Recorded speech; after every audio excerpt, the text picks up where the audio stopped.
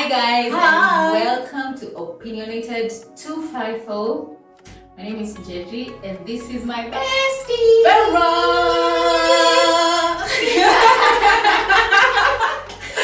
So crazy.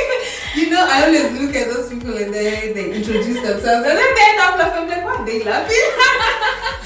So this is it. They're laughing for no reason. Yeah. So, Vera is going to be asking me questions about myself or about like being friends. Yes. Questions about asking friends, Friendships in general. and just getting to know her. But I think she knows me. So the thing is, I feel like if I say like a deep answer, I'll be she's like, going to call it out and be like, no, I'll give this look like, girl, that's not true. So Vera is perfect to be able to be doing this first video with me. Yeah. So welcome aboard. Okay, Enjoy. come hang out with me and enjoy. Of course, subscribe. Give good comments, please. Comment. We are starting out. Please, good comments. So don't come for us. Or you better come for us. But you know what, we deliver. Anyway, okay. So we'll start with the first question. Okay. So, what embarrasses you the most, Mm-hmm. and what's been your most embarrassing moment? What embarrasses me the most? I don't know. I feel like I don't mind attention, Yeah. but there's the uncalled for attention that I'll be. You know, I just don't want to say the wrong thing. I don't want to behave the wrong way. I sort of always want to fit in. As cheesy as that sounds, I don't want to stand out stand out. So if I feel like I'm in any way looking or feeling like I'm going to not be that person or not fit in, I'll start to be embarrassed. I can even be embarrassed on behalf of other people. Yeah, that's very true. Like you're walking into an event and you're looking, and I don't know. I should be like, "Hi." I just feel sad. I feel sad on behalf of that person. But yeah, I feel like it's for me, it's very easy to be embarrassed. Yeah, and I sort of get what you're saying.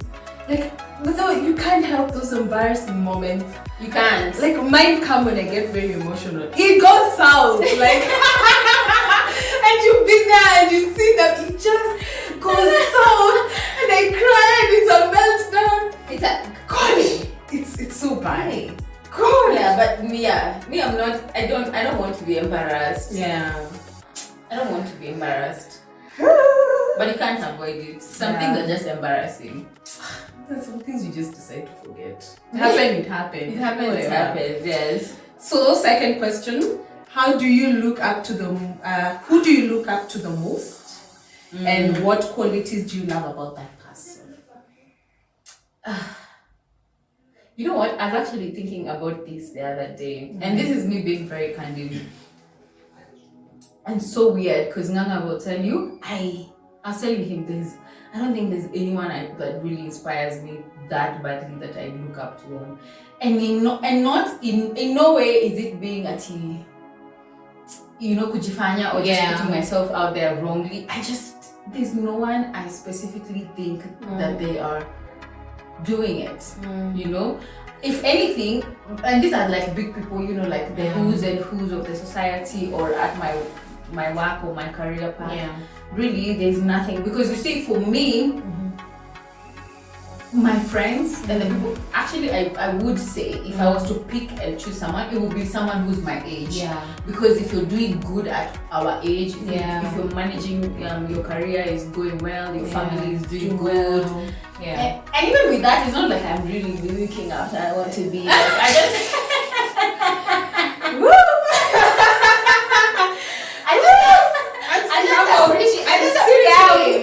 I do not, and this is the thing with our society, like the one we have right now. Because when you look up to someone, it's sort of like a mentor. I was saying, I feel like mentors nowadays have turned into parasites. Like this is supposed to be your mentor, but you're running errands for them. You're giving them money.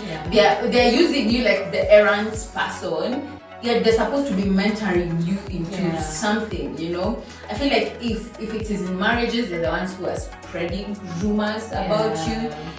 If it is in careers, they're the ones who don't want you to, I don't know. I've not met that person really. I generally... do you look up to someone? Do you have someone that you actually think this is it? Like, I'm usually that type of person who's very free-spirited. I generally think the best of people. The first time I meet you, I generally think the best of people. But like growing up has made me feel like, you know, things happen. Yeah. Things happen, and then you go like, hey, before you trust anyone with anything of yours, from family, anything you talk about from your career, you really have to be careful what you put out there in terms of what you want them to do. But in terms of someone mentoring me, of course I have a few who I look up to. And the people I look up to are people who just do it. Like, you set your goals and you achieve them. Yeah. That to me turns me on. If I would say, you achieve, like you go and achieve. I really like doers because sometimes I feel like I can procrastinate things, and so when I look at even you when you're doing this thing, I'm like, gosh, I'm so proud of you.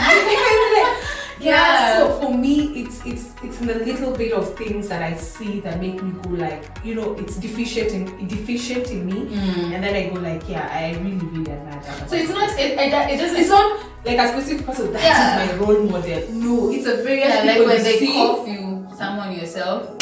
No. No, we don't. No, we're not doing that. We're not doing that anymore. But we do. Honestly, I feel like I want to be pushed to being better and doing better. And as far as from where I stand, and then maybe because I'm not very, I would say that I'm not very social because I'm very social.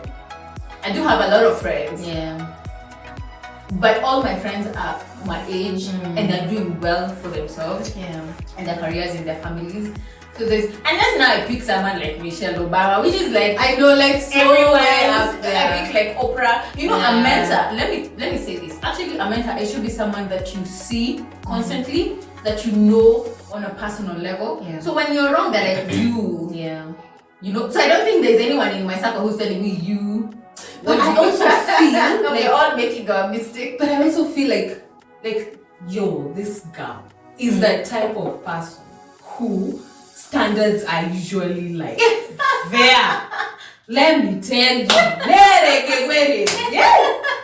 her standards are so up there, and I just feel like you just don't take nonsense or for lack of a better word, bullshit. Like if you're coming and you're not like straight, we are achieving this, we're doing this, like it's just off with your head. I know, I do, and I really like that about you. I really like that about you because sometimes you just need such people so that you can move. Because let me tell you, you can you know, there are people who are stuck in relationships you can't even explain. Even with your friendships, the relationships are not going anywhere, and you know they're not going anywhere, but you wouldn't say anything and you don't want to do anything about it. For me, that's a no.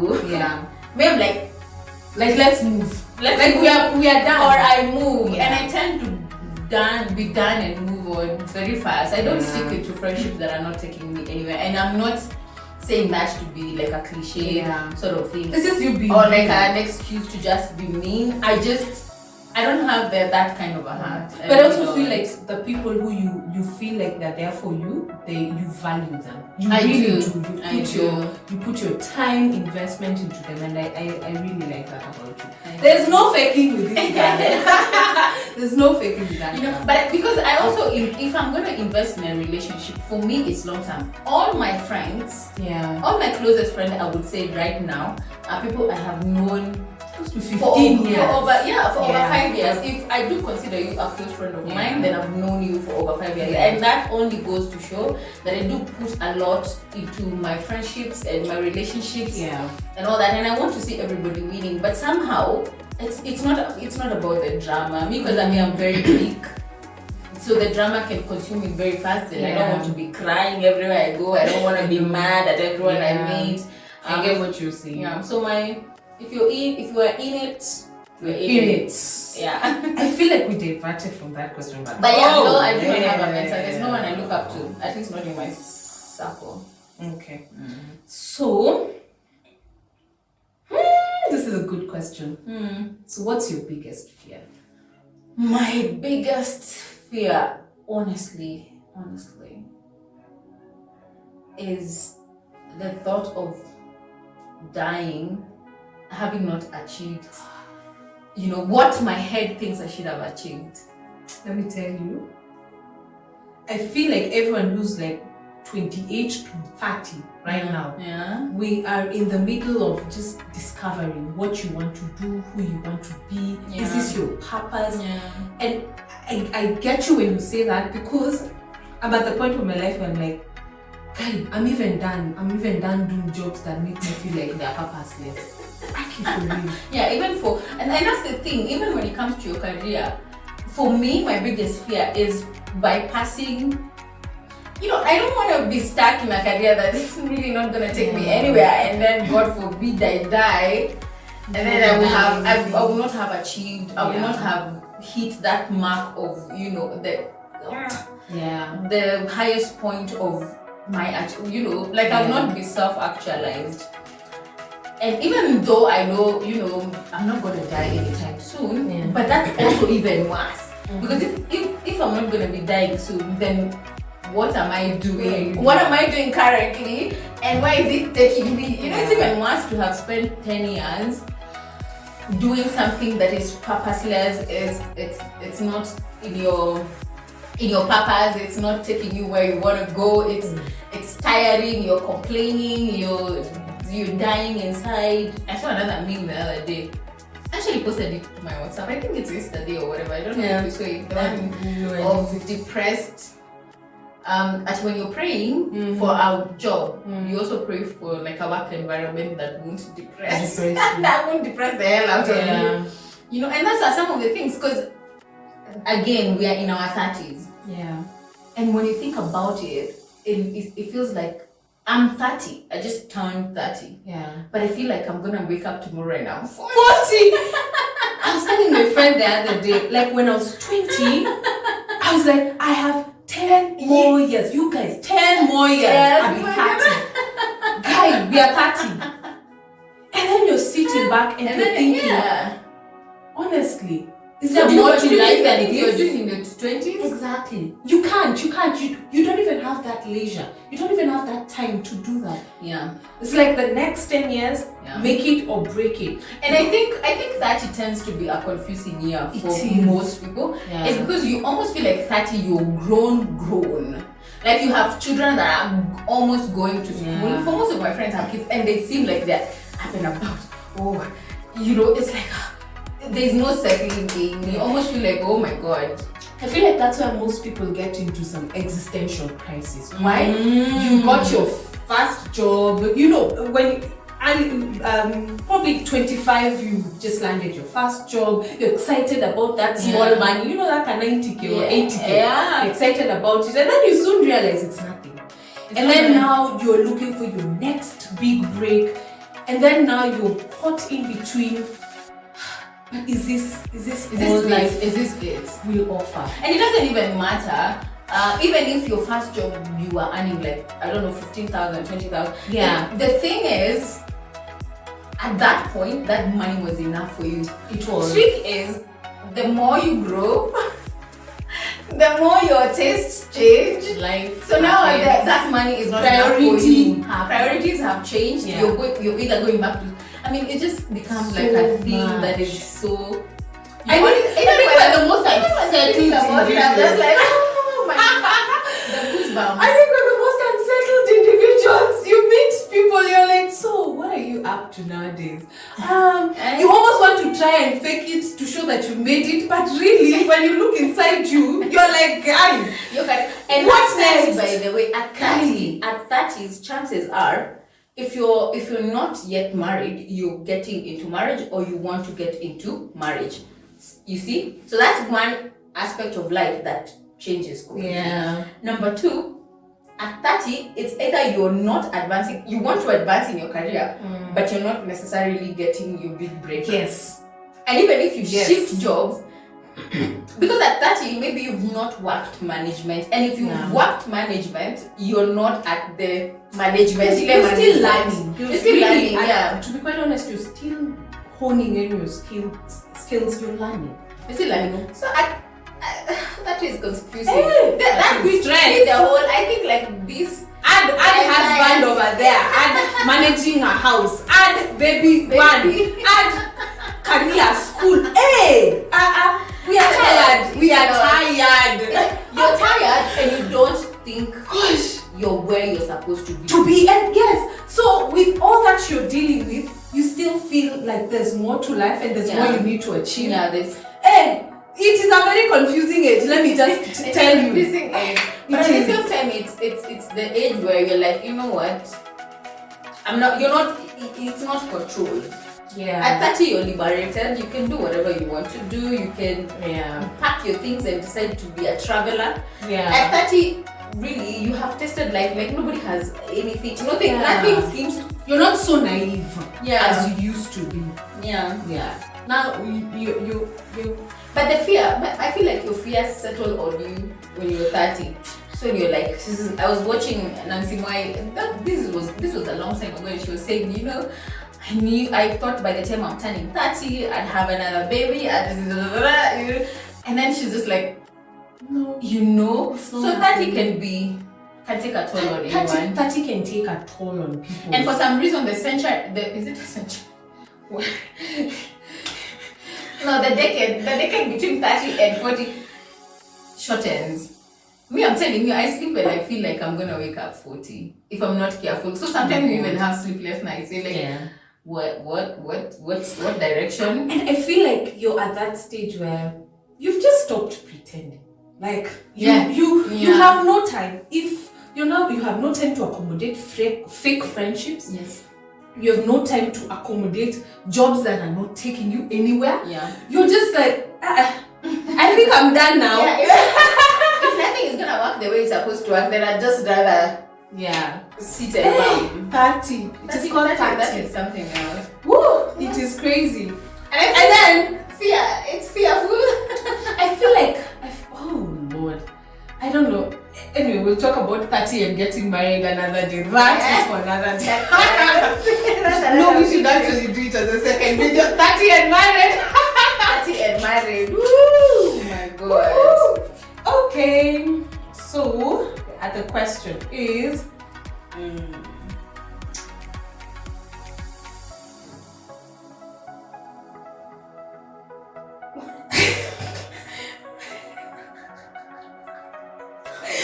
I'm looking at the questions and I'm like, hey, this one's a fun.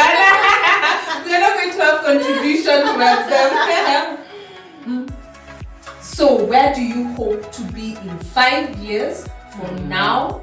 Oh my gosh. 5 years from now. Oh my gosh. And probably let's push it to 10 years from now. Oh my god.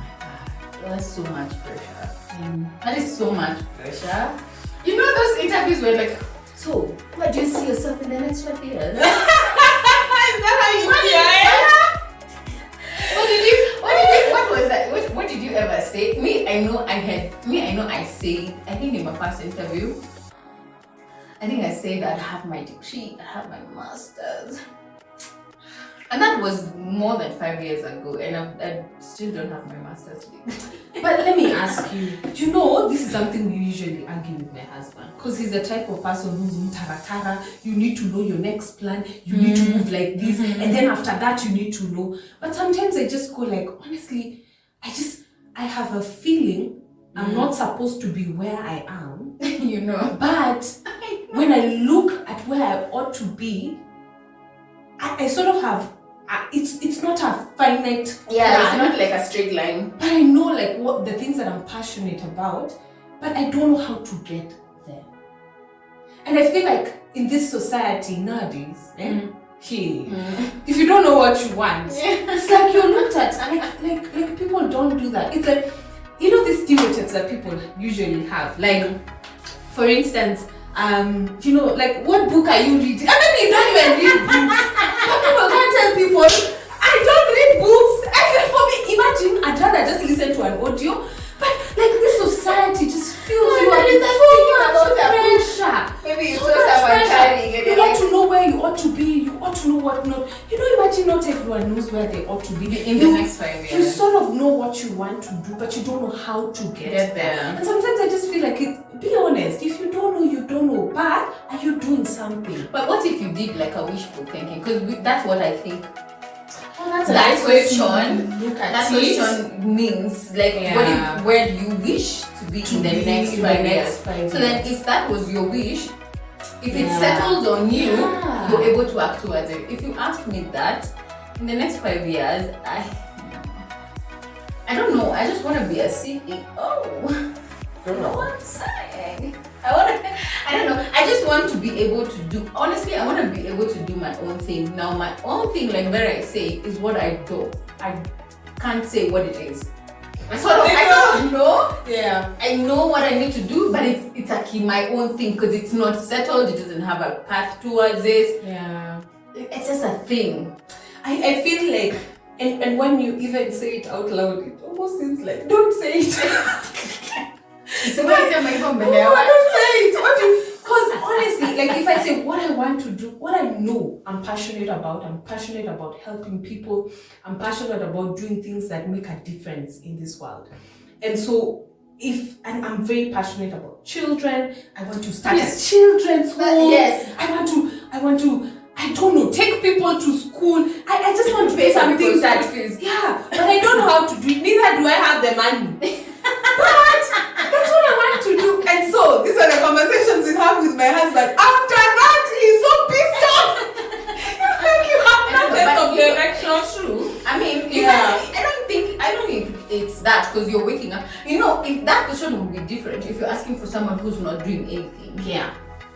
Who's not doing anything, who maybe don't have a job or who maybe don't, but even as long as there's something I'm doing, so I'm essentially telling you that what I'm doing now is not what I'm going to be doing in the next 5 years. But I feel like, don't you feel like the fact that you have something that you're currently doing, whether you like it or you don't like it, is what seems to be your comfort zone to where you ought to be.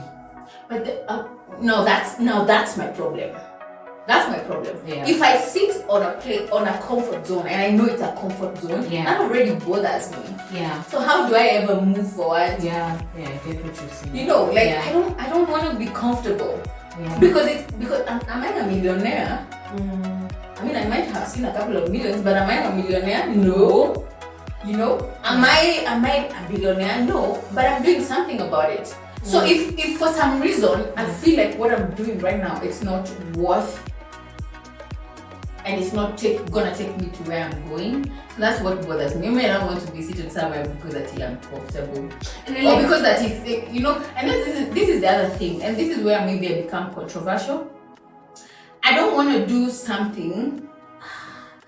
You know what? I want to be very active in my life. And so I want to be able to take care of my basic needs. Yeah. So let it not come out as though I'm saying I wouldn't do anything if it's not exactly what I want it to be. No. Of course my personal business is taken care of. However way I can do that. But I do not want to have the feeling of that's why, because of my personal business, that's why I am where I am. One thing I must say I honestly really admire about you is the fact that you don't condone comfort zones. You don't. Like you just don't. You're not doing comfort zones, You see, on the other side, there are people who are like me, where we want all these things we want. But here, when you start thinking, realize, okay, if I leave what I'm doing, you just thoughts keep coming and then they develop into fear, and then you're like, let me just stay where I am, or it's safe. Or you buy into the idea of, and sorry to say this, where people tell you like, be grateful for what you're doing. Me, my school of thought is I want to be grateful for what I am doing, but what I'm doing should be what I want to do. You know what I mean? I get you. Even if it is part of the comfort zone, if I am doing it, it's because I have agreed within myself that actually, Lois, this is not what we want to be doing. Yeah. Let's just do it. it will lead somewhere. Yeah, it's leading us somewhere. If I speak myself into doing it that way, then I don't have to feel bad about it. But if I feel like I'm just stuck there for too long, I'm not shifting, I'm not moving, I'm not adjusting, for me, the way I am built, it's going to start eating me up, and I'm just going to be rotating like someone who is falling into some sort of a pit. And you don't know. Even people will be like, "Akibasi wachana nayo," because I tend to get consumed by things. And this is my other fear, if I should say. You see, like the way I've started this YouTube channel. Because I am such a perfectionist and such a get it done kind of a person that I might get stuck because of my thoughts. You know? Because the way I've said, if it's not it, it's not it. And sometimes I'm just being too hard on myself. Sometimes I'm just pushing myself so far. You know? I honestly get you. And I think a good balance is important. But hey, you know what I say nowadays? I don't know. And I'm okay. I don't know. And I'm okay. But it's not like I'm okay sitting down, but I'm okay. I'll pursue. Because I get somewhere and I'm like, gosh, because life can just do a number to you. And you're like, wow, I don't know anything anymore. Let me just, you get to that place where you're like, let's just leave. But I get where you're coming from. I don't know. This is actually now the true 30s. Like we even this conversation is like we are like it's like you can put your foot down, you can see that, and then it changes to something. You can't quite point it out. You can't quite strike it that this is, because even if looking back, is this where you wanted to be in 30 years? Well, if you do like a life audit, I don't even remember. I feel like again, I say the cliche statement, I'm grateful where I am. I've had a baby or two by now. You could have had a baby or two by now. But it's life. It doesn't go necessarily. But that's why for me, I think to conclude this, you should not be so hard on yourself. Like I said, during my first interview, they asked me why I wanted to be in the next 5 years. Now 5 years are gone. I'm not where I'm pretty sure, because I know I put it down there that I wanted to have had a master's degree, and I do not have a master's degree. Yeah. And right now I'm actually even questioning if I do need the master's